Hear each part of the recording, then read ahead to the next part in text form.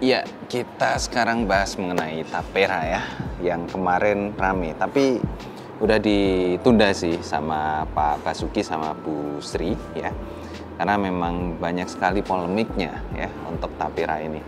Jadi sebenarnya tapera ini apa sih? Saya kemarin coba riset-riset tapera itu sendiri, sistem kerjanya kayak gimana ya. Itu sebenarnya tabungan yang diambil dari pendapatan karyawan, dan sebenarnya untuk tapera itu di program sebelumnya itu sudah ada yang dijalankan oleh PNS ya. Nah, terus pemikiran pemerintah mungkin ya, kenapa ini nggak dijalankan aja untuk masyarakat kayak gitu. Jadi intinya pemerintah itu pengen masyarakat yang nggak punya rumah itu terbantu dengan adanya tapera ini. Niatnya sih bagus ya, niat dari tapera ini sebenarnya bagus. Karena dari pendapatan masyarakat yang bekerja ya diambil 3% kan, 2% itu diambil dari gaji, 5% diambil dari perusahaan yang ngasih gaji. Jadi harus dibagi kayak gitulah. Intinya kayak itu. Terus dimasukkan ke tabungan gotong royong. Sistemnya mirip seperti BPJS, tapi kalau BPJS itu kan asuransi ya, tapi kalau ini adalah tabungan kayak gitu. Tapi saya yakin nanti uang tabungan itu pasti bakalan diputerin lagi ke ke instrumen yang lain ya. Ya buat apa? Karena itu uang nganggur kan, uang nganggur, dan tentunya nggak semua orang kan langsung butuh uang buat bangun rumah pada saat itu juga. Tapi yang jelas dari sisi masyarakatnya atau anggota taperanya ya yang sudah membayar itu tadi, itu dapat rumahnya kapan? Kalau saya kemarin bacanya, kalau misalnya 1 tahun ada orang yang sudah ikut tapera kan, 1 tahun mereka ikut tapera. Nah, di tahun kedua mereka itu bisa langsung dapat rumah, tapi dalam bentuk KPR, dan taperanya itu digunakan untuk DP ya, pembayaran rumah. Tapi ya tetap harus bayar angsuran KPR-nya itu tadi. Cuman KPR-nya itu bunganya lebih rendah dari biasanya. Nah, ini yang bisa dimanfaatkan sih sebenarnya. Cuman kalau misalnya buat kita yang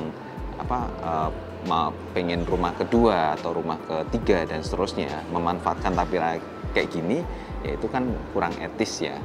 Jadi tapera ini digunakan oleh memang benar-benar orang yang pengen punya rumah pertama atau renovasi itu juga kan ada KPR renovasi juga ya. Nah, dari tapera ini bisa digunakan untuk renovasi itu. Terus misalnya kita udah kerja seumur hidup ya, bukan seumur hidup sih, tapi udah kerja lama banget tapi emang belum atau nggak mau punya rumah ya, nanti tabungannya itu akan dicairkan, bisa dicairkan juga kayak gitu.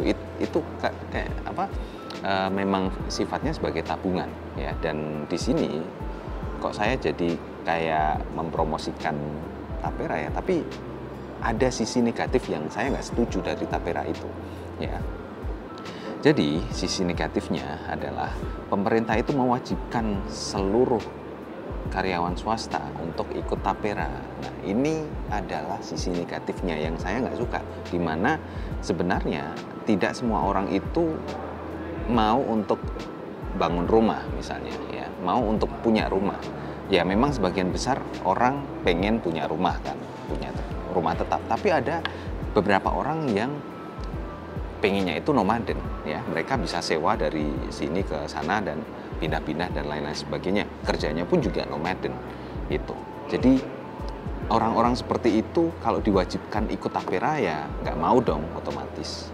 Tapi di sisi lainnya dari pemerintah sendiri juga butuh uang supaya taperanya ini bisa berjalan ya. Jadi makanya mereka mewajibkan semua orang.